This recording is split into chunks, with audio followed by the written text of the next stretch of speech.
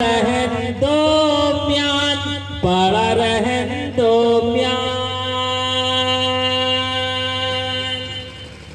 बगैर शिक्षा और ज्ञान के इस संसार का कोई व्यक्ति ईश्वर और परमात्मा को भी नहीं पहचान सकता। सुबह सुबह फजर की नमाज के बाद एक मुल्ला जी का तेरी कुदरत सुभान तेरी कुदरत सुभान तेरी कुदरत। उधर से पंडित जी का गुजर हो रहा था। मुल्ला जी ने कहा कि पंडित जी देखिए ये चिड़िया कितनी अच्छी और सुंदर आवाज से ईश्वर की भक्ति कर रही है। ये चिड़िया कह रही है, ये पक्षी कह रही है सुभान तेरी कुदरत सुभान तेरी कुदरत सुभान तेरी कुदरत। पंडित जी ने कहा चिड़िया सुभान तेरी कुदरत नहीं कह रही है, बल्कि चिड़िया कह रही है सीताराम दशरथ सीताराम दशरथ सीताराम दशरथ। अब मुल्ला जी कह रहे हैं चिड़िया कह रही है सुभान तेरी कुदरत, पंडित जी कह रहे हैं चिड़िया कह रही है सीताराम दशरथ। उधर से बनिया आ रहा था। अब तक तो दो पार्टी थी, कांग्रेस और बीजेपी। उधर से एक तीसरी पार्टी आई, एक बनिया आ रहा था। उस बनिया ने कहा तुम दोनों आपस में क्यों डिस्कस कर रहे हो? कहा यार देखो चिड़िया कह रही है सुभान तेरी कुदरत, ये पंडित जी कह रहे हैं चिड़िया कह रही है सीताराम दशरथ सीताराम दशरथ। अब उसने कहा कि तुम दोनों गलत। अब मुल्ला जी कह रहे हैं चिड़िया कह रही है सुभान तेरी कुदरत। उधर से एक पहलवान का गुजर हो रहा था। पहलवान ने कहा कि तुम तीनों आपस में क्यों लड़ रहे हो? मुल्ला जी ने कहा कि यार चिड़िया कह रही है सुभान तेरी कुदरत, पंडित जी कह रहे हैं चिड़िया कह रही है सीताराम दशरथ। ये बनिया आ गया, ये बनिया कह रहा है, ये पक्षी कह रही है नून तेल अदरक। अब तुम ही फैसला कर दो। उस पहलवान ने कहा मेरा फैसला तो होगा, लेकिन याद रखो मेरा जजमेंट स्वीकार करना पड़ेगा। अगर स्वीकार नहीं करोगे मेरे हाथ में डंडा है, और डंडे के सामने कहते हैं जिसकी लाठी उसकी भैंस। डंडे के सामने तो सबको झुकना पड़ जाता है।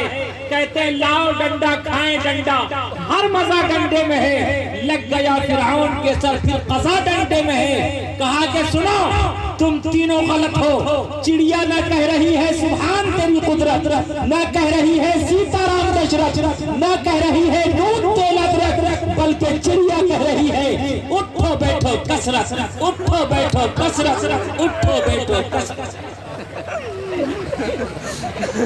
जो रिश्ता रब से टूटेगा तो क्या क्या पूजना होगा।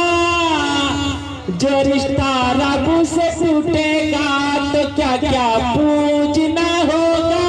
जो रिश्ता रब से टूटेगा तो क्या क्या पूजना होगा। कभी पत्थर खुदा होंगे, कभी सूरज खुदा होगा।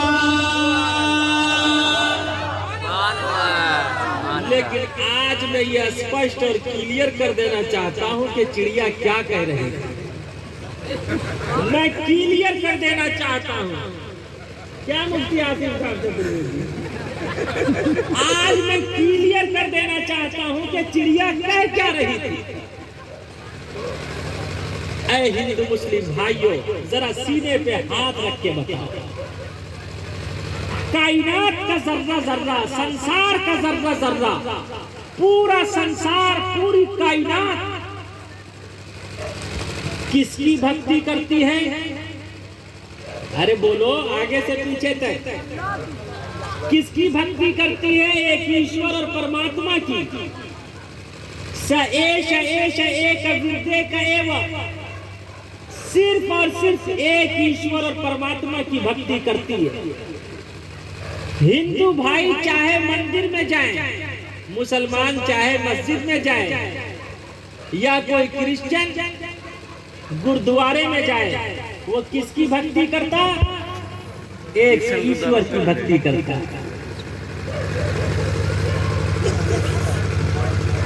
और कायनात का जर्रा जर्रा, संसार का जर्रा जर्रा, दुनिया की तमाम चीजें ईश्वर की भक्ति करती है। अब आप खुद बताइए, क्या चिड़िया नून तेल अदरक कह सकती है? सुबह सुबह जब उठते हैं, मुसलमान मस्जिद जाता है या हिंदू भाई मंदिर जाते हैं, तो किसकी भक्ति करते? हिंदू भाई भी गायत्री मंत्र पढ़ते हैं, ओम भूर्भुवः स्वः तत्सवितुर्वरेण्यं भर्गो देवस्य धीमहि धियो यो नः प्रचोदयात्। किसकी भक्ति करते हैं? एक ईश्वर और परमात्मा की, जिनके कब्जे में सारी कायनात है, सारा संसार है, जिनके पावर के सामने किसी के पावर की कोई हकीकत नहीं।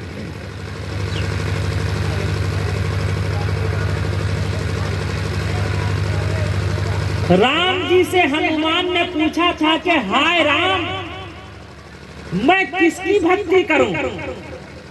राम जी ने कहा था, राम राम हाय सत। ये राम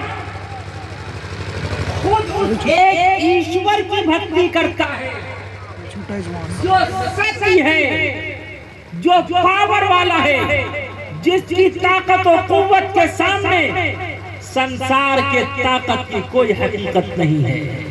ऐ हनुमान, तू भी उसी एक ईश्वर की भक्ति कर। अगर तू मुक्ति चाहता है, अगर तू कामयाबी चाहता है, अगर तू निर्माण चाहता है।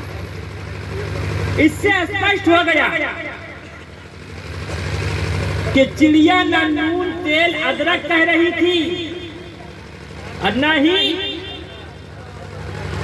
सीता राम दशरथ कह रही थी। आवाज क्या छोड़ी भी।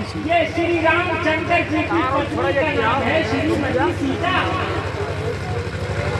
बड़ी पाक और पवित्र देवी थी सीता, इतनी पाक और पवित्र देवी थी कि जब श्री रामचंद्र जी की पत्नी का रावण ने अगवा किया, रावण ने अपहरण किया, तो श्री रामचंद्र जी ने हनुमान की मदद से, हनुमान के सहायता से रावण से युद्ध किया और रावण के सर को कलम करके तख्तेदार को लटका दिया, सूली पे चढ़ा दिया और श्रीमती सीता को रावण के चुंगल से छुड़ा कर लाया। उस वक्त श्री रामचंद्र जी ने अपनी पत्नी सीता से कहा था कि हाय सीता, तू इतनी सुंदर देवी है।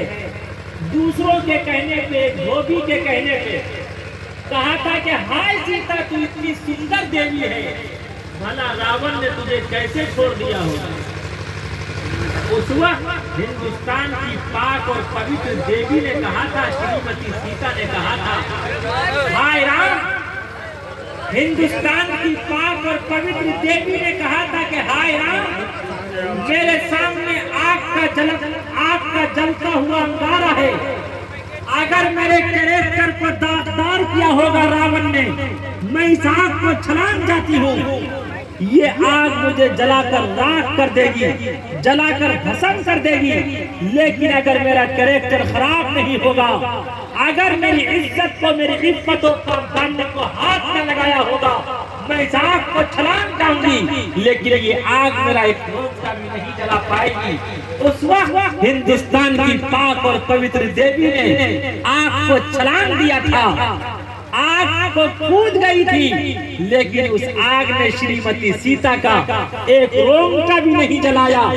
उसके बावजूद श्री रामचंद्र जी ने कहा, उस पे यकीन नहीं किया। तो उसी वक्त श्रीमती सीता ने कहा, जमीन को मुखातब करके, है जमीन, है धरती, है माता, इससे बुरा दिन मेरे लिए कुछ नहीं हो सकता। तू फट जा और मुझे अपने अंदर ले ले। जमीन फट गई। श्रीमती सीता जमीन के अंदर तो चली गई, लेकिन उनकी इफ्फत और पाकदामनी पर किसी ने उंगली तक उठाने की कोशिश की।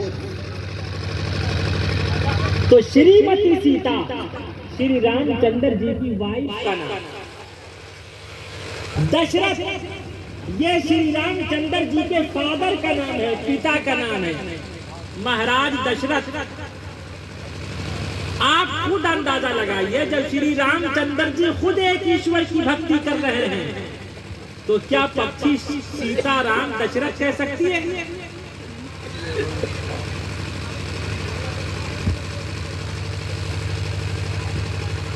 तो पक्षी क्या कह सकती है? क्या पक्षी उठो बैठो कसरत कह सकती है? वो कुश्ती करके, कसरत करके, वो इस तरह एंजॉय करके क्या करेगी?